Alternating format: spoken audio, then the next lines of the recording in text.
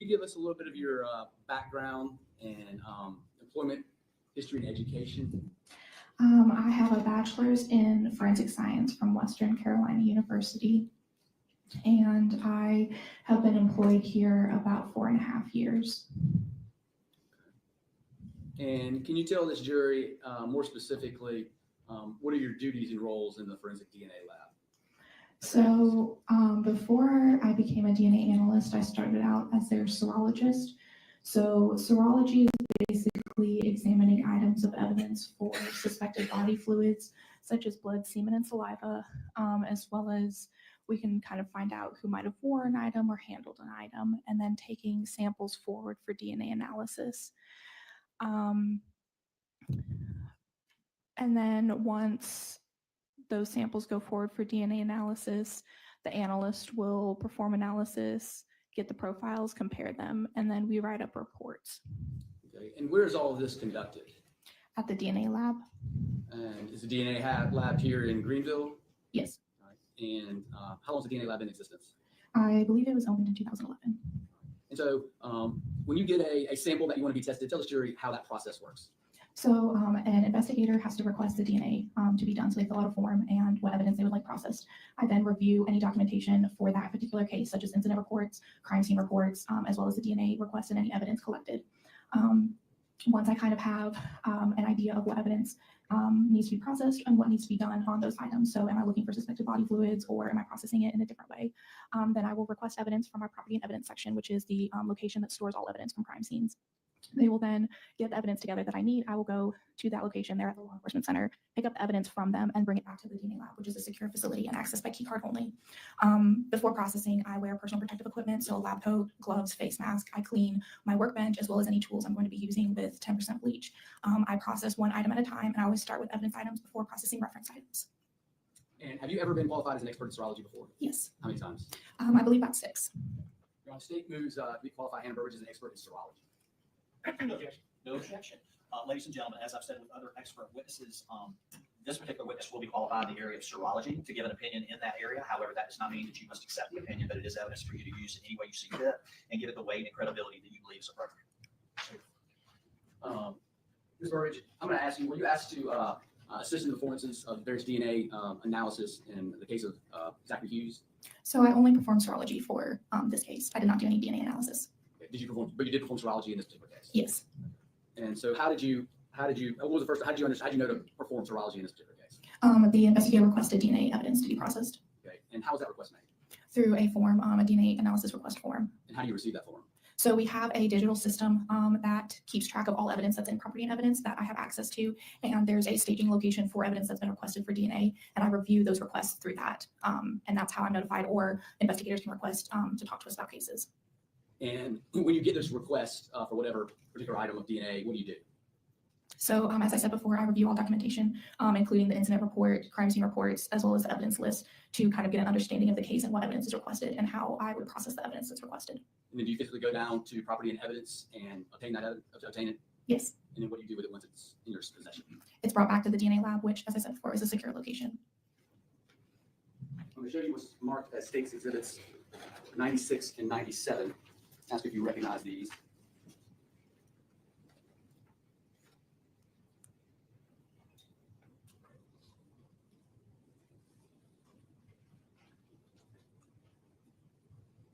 Yes.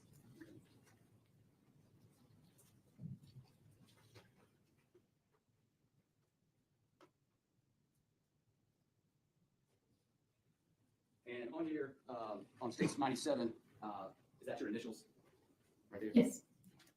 And did you go to property and evidence and obtain these particular pieces of evidence? Yes. And what are they? Case item number KF-AU1 became our item number 10, which is a sealed package containing buccal swab from Christina Parcell. Okay. And so you said your item number 10. Explain to the jury how that happens. So whenever we receive evidence, we label them just to kind of keep track in our system of each item. And so when you had the request to get the DNA and you went down to property and evidence, how did you do that? So we drive to property and evidence, which is located at the law enforcement center, and they will provide me with the evidence. It's usually scanned into my custody through our digital barcoding system, which is a digital chain of custody. And once you receive the evidence, do you inspect it? Once I'm back at the lab and ready to begin processing the evidence, I will be inspecting it And what are you inspecting it for? to ensure that it's the correct items as well as everything is sealed and labeled properly. Did you inspect these two particular items as well? Yes. And was there anything significant that you saw about whether they had been tampered with or not? No. Did you inspect them to see if they were properly sealed? Yes. And was there any issue that you noted on any reports regarding those samples? I have no notes regarding any issues with the evidence. If there was something that brought to your attention, would you note that? Yes, I would document it as well as notify my supervisor immediately. And would you be able to use it in testing if there was an issue or a contamination or an improper sealing? Typically, we would not process anything that has not been sealed. And were these two items sealed properly? Yes. We'll show you what's marked as States Exhibit 11. Ask you if you recognize that. Yes. All right. And is that your initials on there? Yes. And would that be when you retrieved it from property and evidence? So typically when I label evidence, that is the day that I'm actually processing it. When I initially am going to open the evidence, I will label it with our lab number, our unique item number, my initials, and the date that I'm processing it. And did you retrieve this evidence from property and evidence? Yes. You're agreeable? Yes. And when you retrieved it, did you notice any improper sealing or tampering with the item? No. And if you had, would you have put it in your notes? Yes.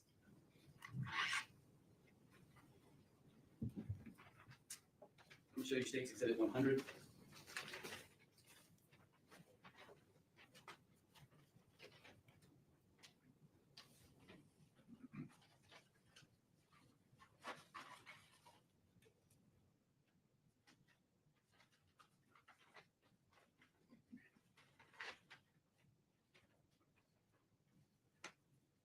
I'll show you States Exhibit 100. Check that out. And before I ask you that,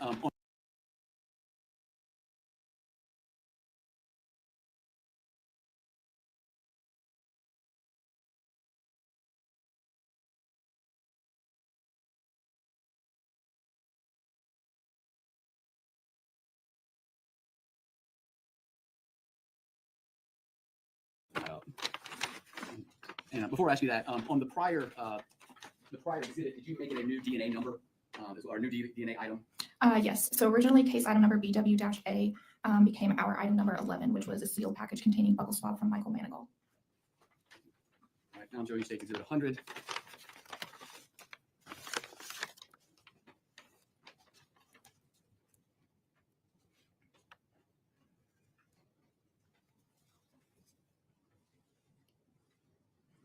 Okay. Case item number KF-N1 became our item number 12, a sealed package containing buccal swab from Zachary Hughes. This is the one that I processed. Okay. So that would be what item number? Originally, case item KF-N1 became our item 12. This is a second buccal swab, was labeled as a different item number, What item number was that? KF-N2. Now, did you retrieve this from property and evidence? Yes. And when you retrieved it, how did you find it?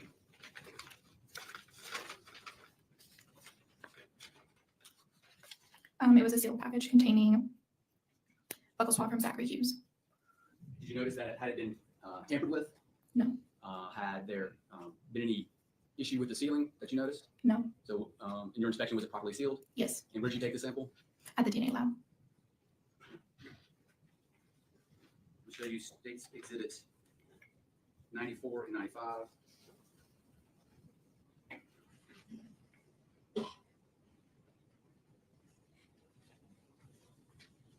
If you recognize these.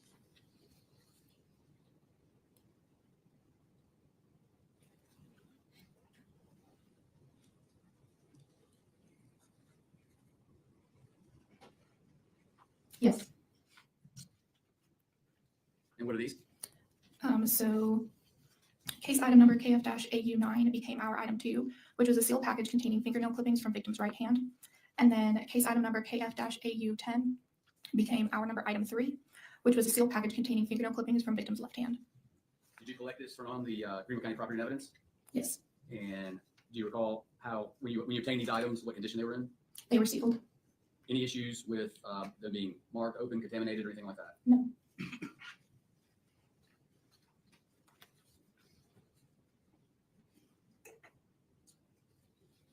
I'll show you State's Exhibits 98 and 99.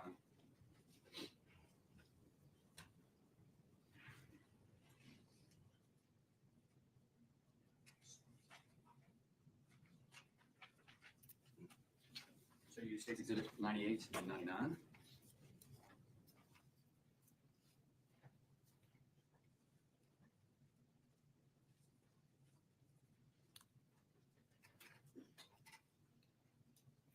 What are those?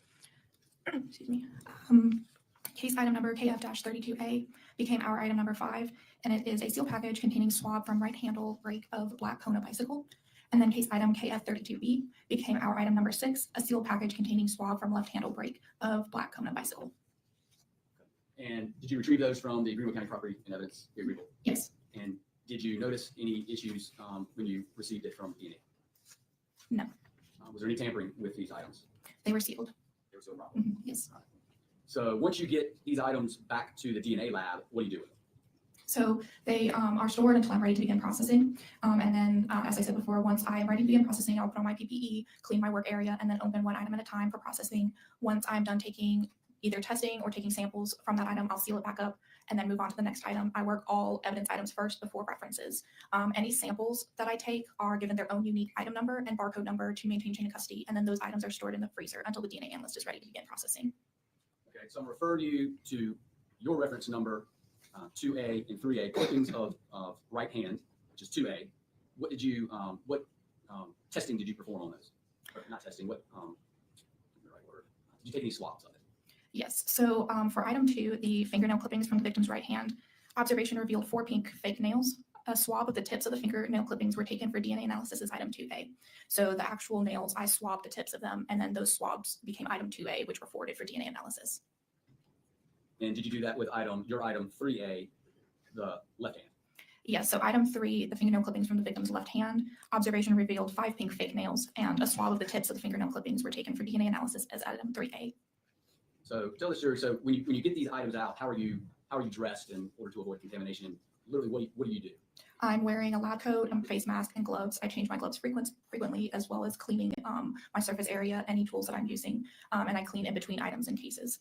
And how do you swab these items? So for certain items, we're going to take a wet swab. So it's a swab. It looks like a Q-tip, kind of like a long Q-tip, and we will lightly wet it with deionized water, and then proceed to actually swab the areas that I'm intending to swab. And this helps pick up any skin cells that might be present in that particular area. And did you swab your 2A clippings of the right hand of the victim? That's why I created the swabs, item 2A. And where do you place that swab? They're placed in DNA freezer 1, which is where the DNA analyst will then pick them up from. And what about your items 5A and 6A, the handlebars of the bike, right and left side? So item 5, the swab from the right handle brake of black Kona bicycle, since that was already a swab, I am just taking a portion of that. So I literally cut a portion of that swab, place that sample into a tube, and that gets labeled as item 5A and forwarded for DNA analysis. And then item 6, the swab from the left handle brake, I did the same thing. That gets taken a sample forward as item 6A. And did you put that in a secure storage location? Yes, those would have been stored in DNA freezer 1 as well. Now, in regards to your, what I call them knowns, which would be your 10A, 11A, and 12A, 10A being the victim's known, Michael Manigault's known being your 11A, and Zachary Hughes's being your known 12A. How do you process the knowns? So as I said before, the knowns are processed last because they're reference items. They're swabs. Buccal swabs are swabs from the inside of your cheek. So they're direct DNA references taken from that specific person, and that's what's used to compare to evidence items. So I would process them the same way by opening one at a time. Since it's a swab, I'm taking a portion of that swab, putting it in a tube, and labeling that as its own unique item number. So for item 10, buccal swab from Christina Parcell, a sample was taken for DNA analysis as item 10A. Item 11, a buccal swab from Michael Manigault, a sample was taken for DNA analysis as item 11A. And buccal swab from Zachary Hughes, which was originally item 12, a sample was taken for DNA analysis as item 12A. And then those would have been stored in the freezer as well. So how do you take a sample? I'm literally cutting the swab with scissors, clean scissors. Now, is this done at a different time than the sort of suspect The unknown swabs? Yes, the evidence items I'm processing first, and then reference items are processed last, so they're separated by time and space from the evidence items. How much time? Typically, it could be a few minutes to an hour. It just depends on when I'm actually processing the evidence. And then in between, are y'all cleaning? Yes, I clean in between each item.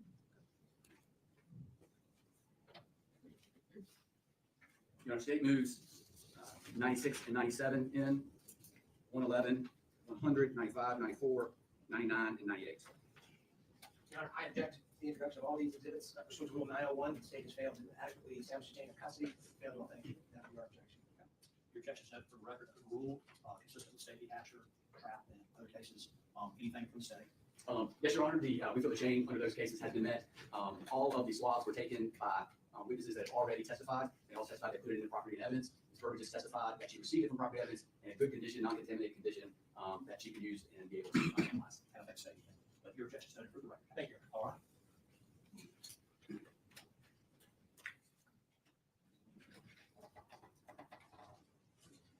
Now, Ms. Burgess, who actually did the DNA testing in this? Tim Knopfsinger. All right, and would he have handled other items? Would he have gone and gotten other items from property and evidence? I would have to refer to the chain of custody.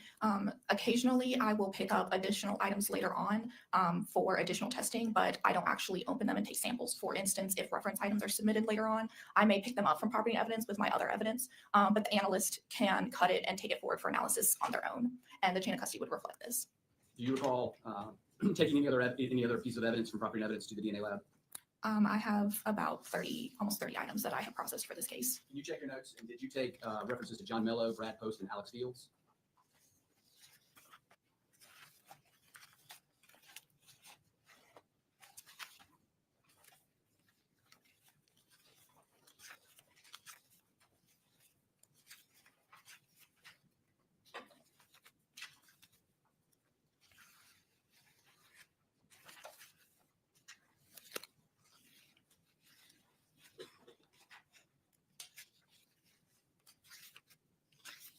I did not process those. So you didn't cut the yellow ends and put it and have it ready for DNA on those three? No.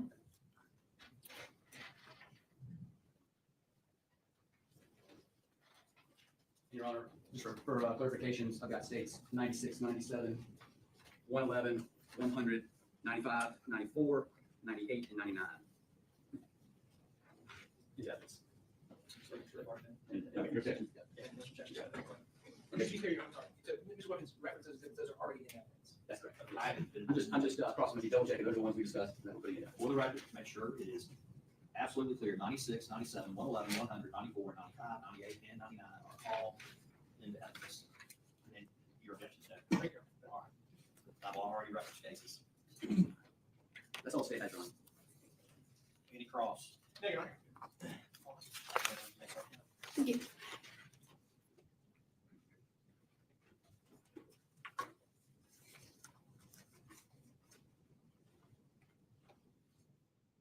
Your Honor, state's calls Tim Knopfsinger. You solemnly swear or affirm to tell the truth, the whole truth, and nothing but the truth, so help you God. I do. Thank you.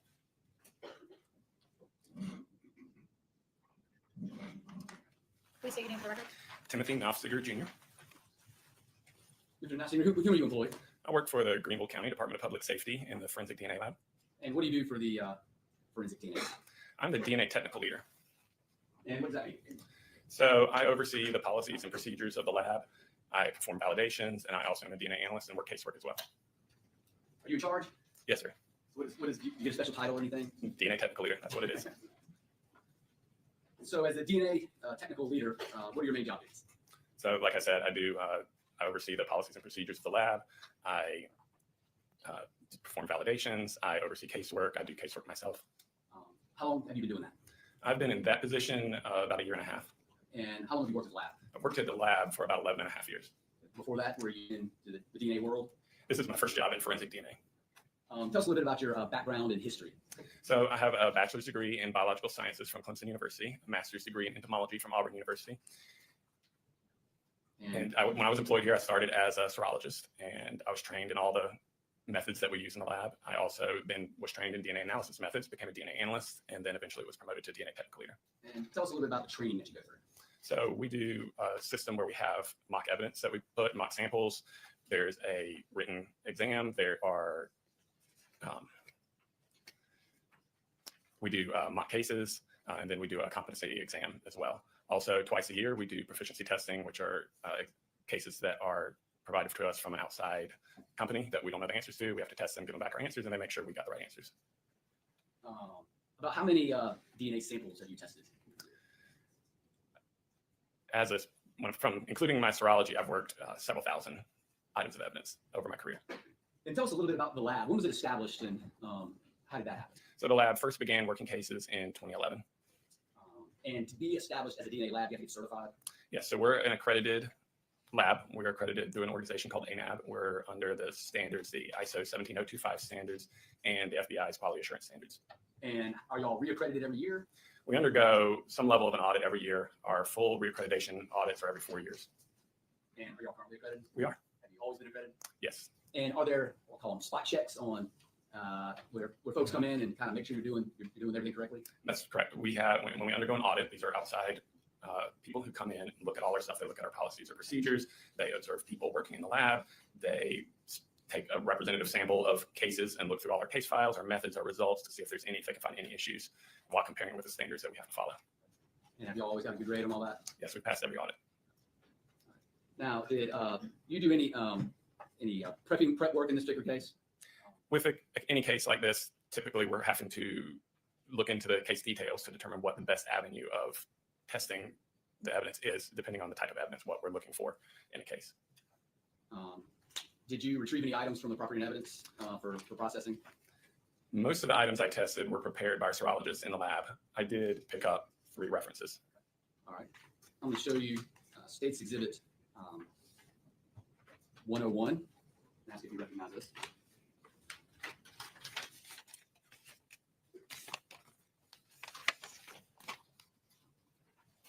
Yes. What is this? This is a buccal swab from John Mello. And how did you obtain this item? I would have received it from our property and evidence department.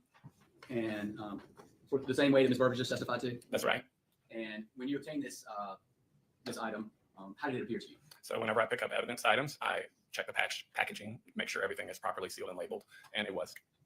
Was there any tampering or any kind of cuts on the items? No. And if there was, would you have noticed that? I would have. And would you have documented that? I would have. And would you have tested it otherwise? Most likely not. And what is this? What is John Mello swab? Your reference number now? So I gave it, our item number is item 27. 27. I'm going to show you State's Exhibit 10. It's already been admitted evidence. Just get you to identify that.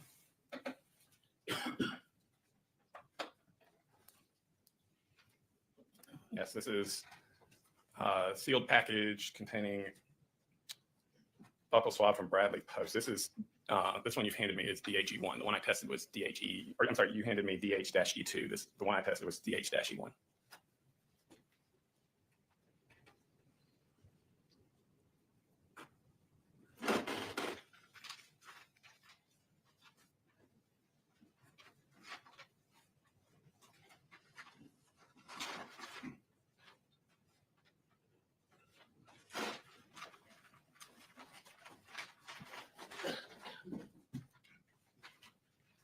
Please, court, Your Honor.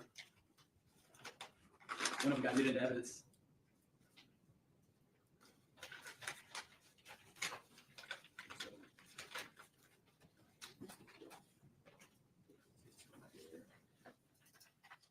We can take a picture. There it is, Your Honor.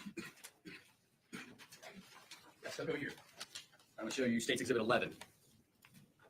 Yes, I recognize this. This is our item 25, sealed package containing buccal swab from Post Bradley. And did you collect this piece? I obtained it. I got it from our property and evidence department. And when you retrieved it, did you inspect it? Yes, I did. And was it properly sealed? It was. And if it wasn't properly sealed, would you have noticed that? Yes, I would have. And would you have noted that in your documents? I would have. And would you have tested it? No. And finally, State's Exhibit 181. You recognize this?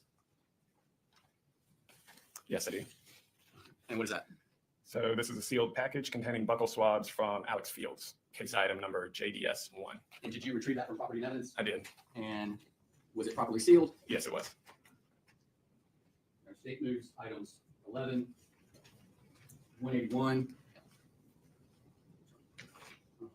and 101. I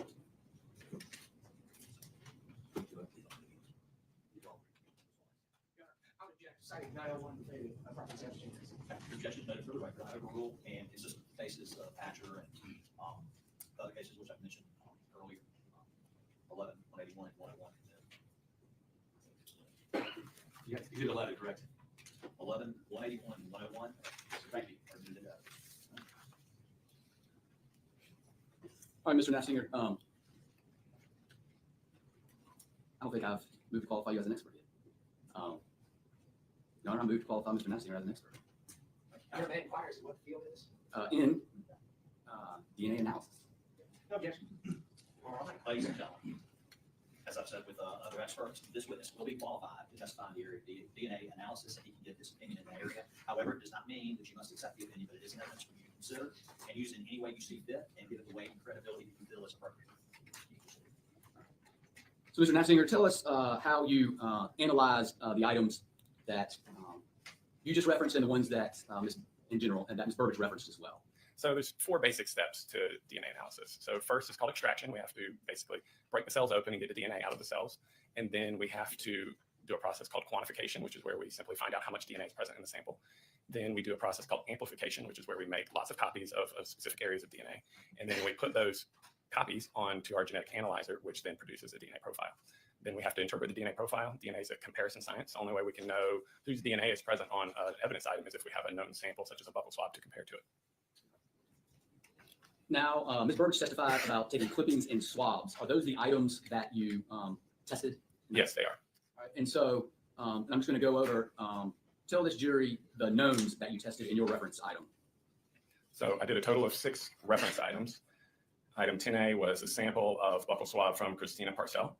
Item 11A was sample of buccal swab from Michael Manigault. Item 12A was sample of buccal swab from Zachary Hughes. Item 25 was a sealed package containing buccal swab from Bradley Post. Item 26 was a sealed package containing buccal swabs from Alex Fields. And item 27 was a sealed package containing buccal swab from John Mello. All right, so tell us, what is a known, what is a reference sample? So a reference sample is just a known sample of somebody's DNA. That's so that we can compare the profile that we get from that reference sample to whatever we find on the evidence. And then those reference numbers that I'm referring to, are those just the numbers that you refer to in your report? That's right. And then you generate a report describing your findings? That's right. And then what do you call the items that you're trying to see if there's DNA matching to them? So we'll call those question items because we don't know what we're going to find on them when we go to test them. All right, and so in this case, what question items did you compare to? Compare the reference items to? Well, I did quite a few, Yeah. a lot of them. Let's talk about that. So about how many items do you think that you tested in this particular case? Let me check my report. And you can give an estimation.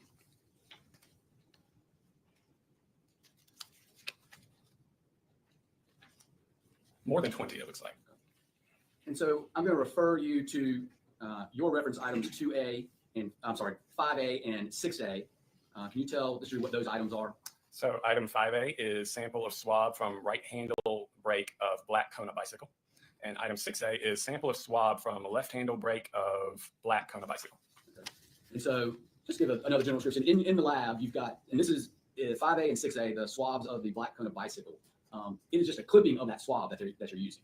That's correct. And that is the swab that that Hannah Burbidge prepared for you. That's correct. All right, and where did you get that swab from?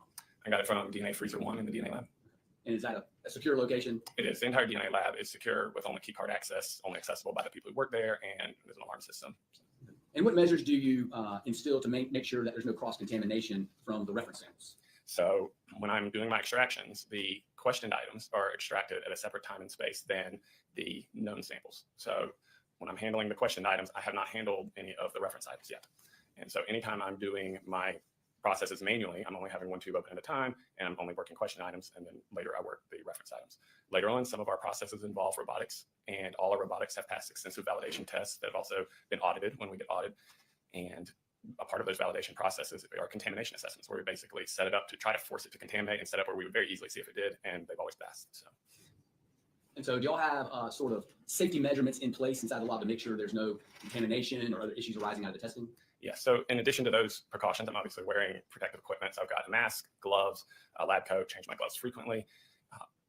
We also work with controls. So with every extraction batch, I have what's basically called a reagent blank, which is just an empty tube that I do everything to it, the same thing I'm doing to all the other samples, and I run it just like all the other samples to see if anything shows up in there, because we would see it if some DNA is being transferred between samples. And do y'all have a peer review system? We do.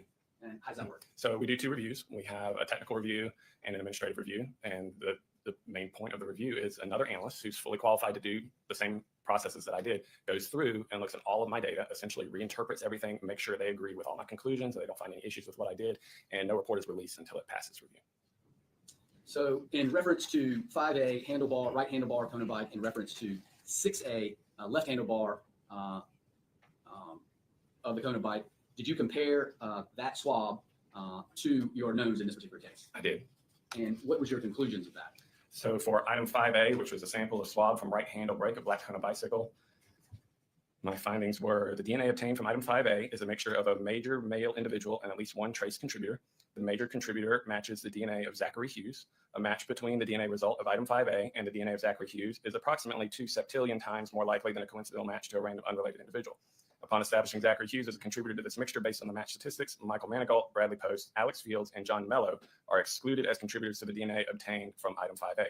Due to limited data of the remaining alleles, there is no statistical support for an inclusion or exclusion between item 5A and Christina Parcell. So what does that last part mean, inclusion or exclusion of Christina Parcell? It basically means no conclusive determination can be made for this individual.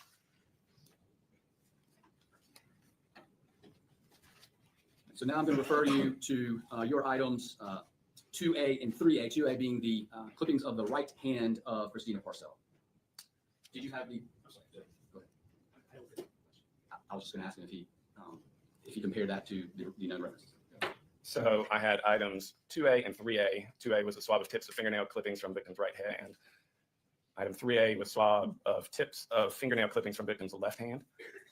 Item 3A, PCR procedures for autosomal DNA analysis were not performed on item 3A due to the presence of large amounts of total DNA compared to male-specific Y chromosomal DNA.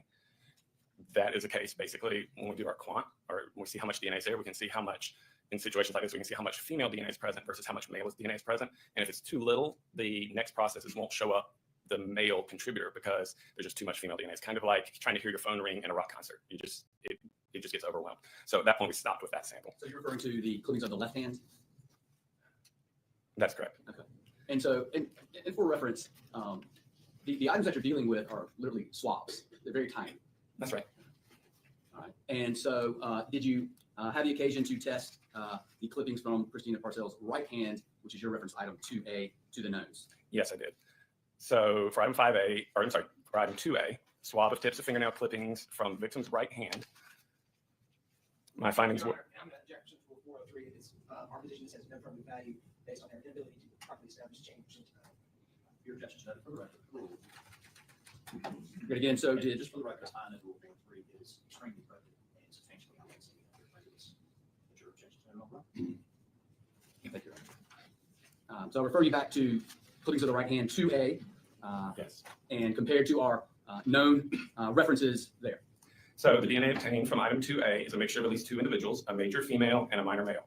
Assuming Christina Parcell is a major contributor to this mixture based on this being an intimate sample, a match between the minor DNA result of item 2A and the DNA of Zachary Hughes is approximately 825 million times more likely than a coincidental match to a random unrelated individual. Michael Manigault, Bradley Post, Alex Fields, and John Mello are excluded as contributors to the DNA obtained from item 2A.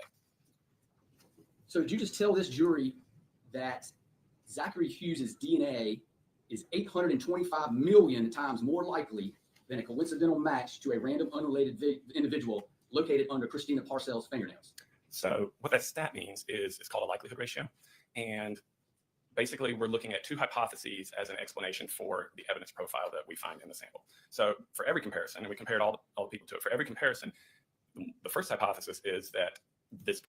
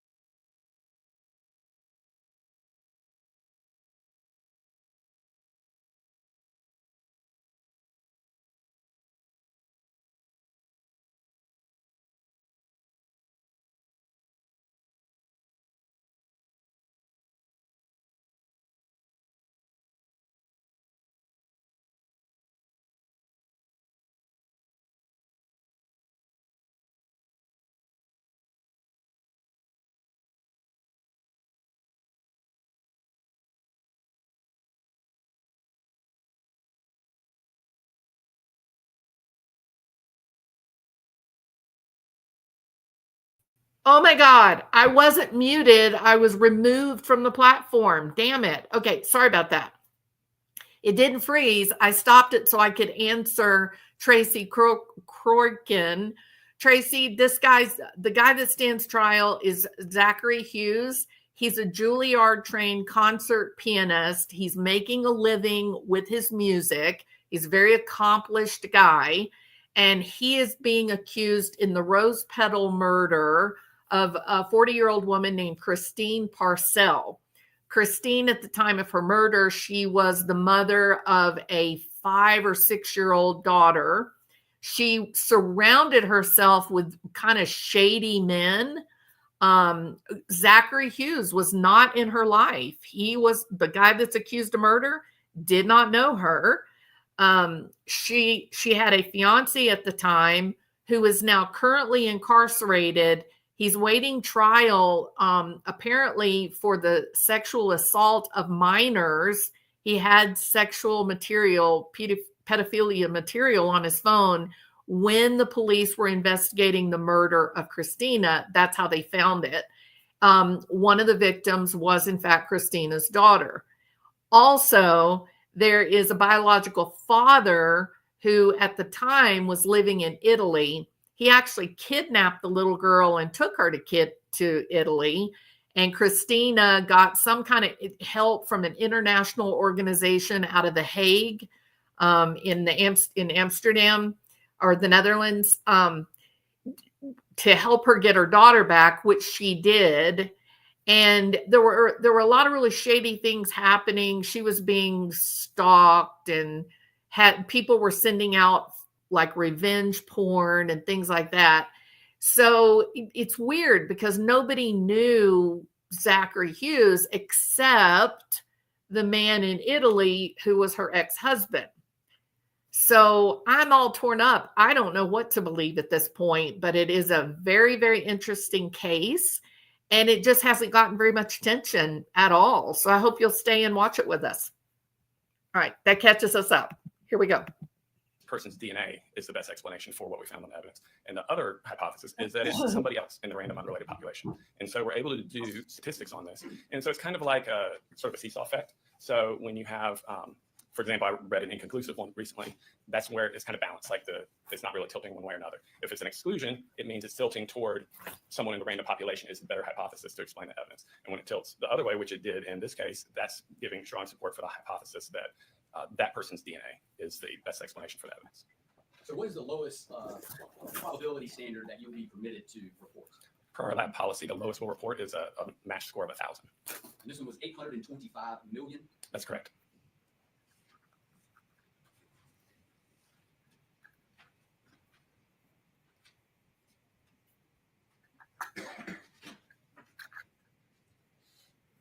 Please answer any questions. All right, cross-examination. Chair, I don't have any questions. Okay, sir. Thank you, sir.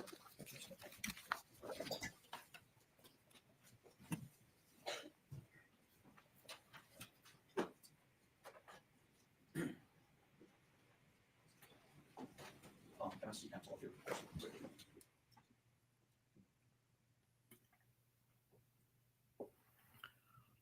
Yes, Cheryl. It's South Carolina. Yes. Have you heard of Zachary? I mean, he is very impressive in terms of the music. And now as a human being, I don't know, he may be a psychopath. I have no idea. But I had not yesterday, but the day before and the day before that, I had some actual recordings of him in concert, and I played those, and he's very, very, very good. So I don't know, maybe you know him. He was performing at the time that all this happened. So there's probably a lot of people that do know who he is, Cheryl.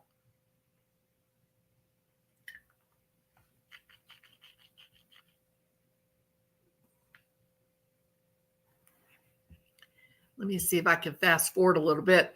And I do apologize, y'all. I am sick, so I do sound gross. So I apologize. I don't normally sound like this. Well, I don't need to back up. What do you think further from the state? State rest, Your Honor. State rest.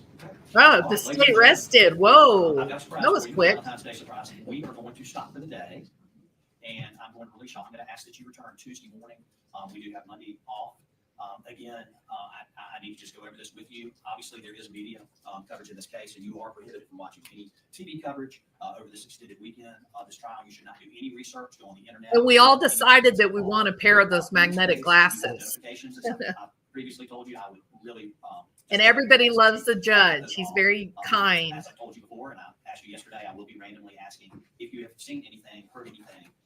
And again, it is just to, it is so important to the integrity of this trial and justice and fairness to the defense and the state, and that you only consider evidence that comes in through this courtroom. You're not to discuss this case among yourselves or begin any type of deliberation whatsoever until I instruct you that you can begin those deliberations. Do not discuss this with family members, spouses, friends until after your jury service is completed.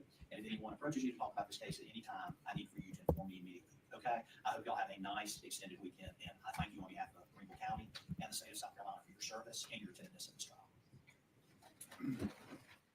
Okay, so day 3 is what we need, isn't it? Okay, so happy Valentine's Day to the jury.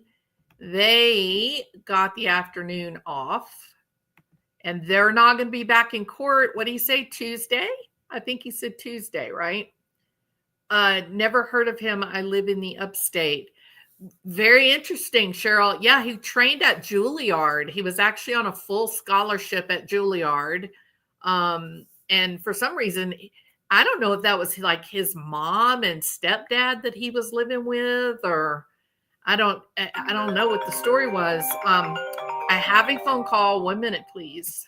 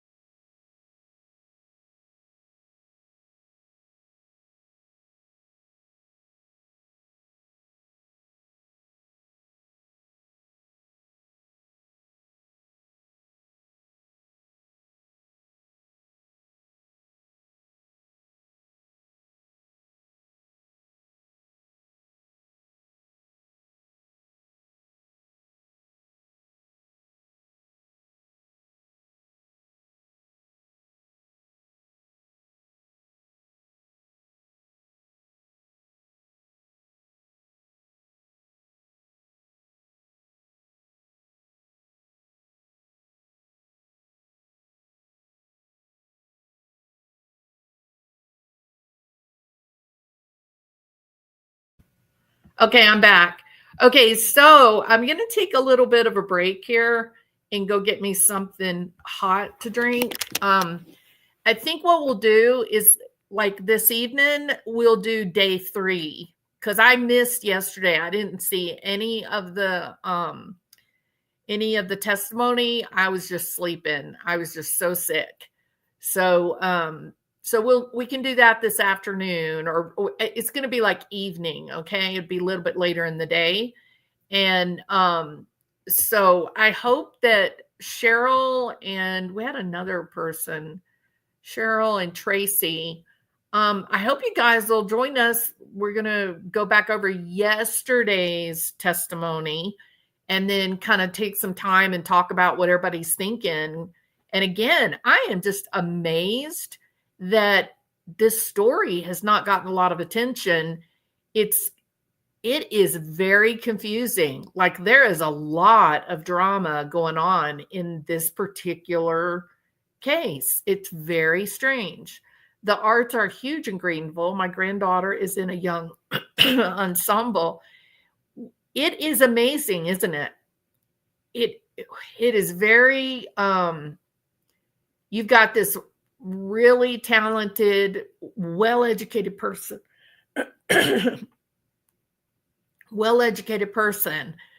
who is basically, there's her DNA is found on the bicycle that's in the shed. It looks like they've got him at the scene, right? And yet nobody knew him except the dude that was all the way in Italy, the father. So now I was thinking last night, I was thinking about everything we had learned the day before yesterday. And I was thinking, could he be set up? Like maybe the dude in Italy is a very, what should I say, manipulative, like conniving kind of guy. Maybe he set his friend up.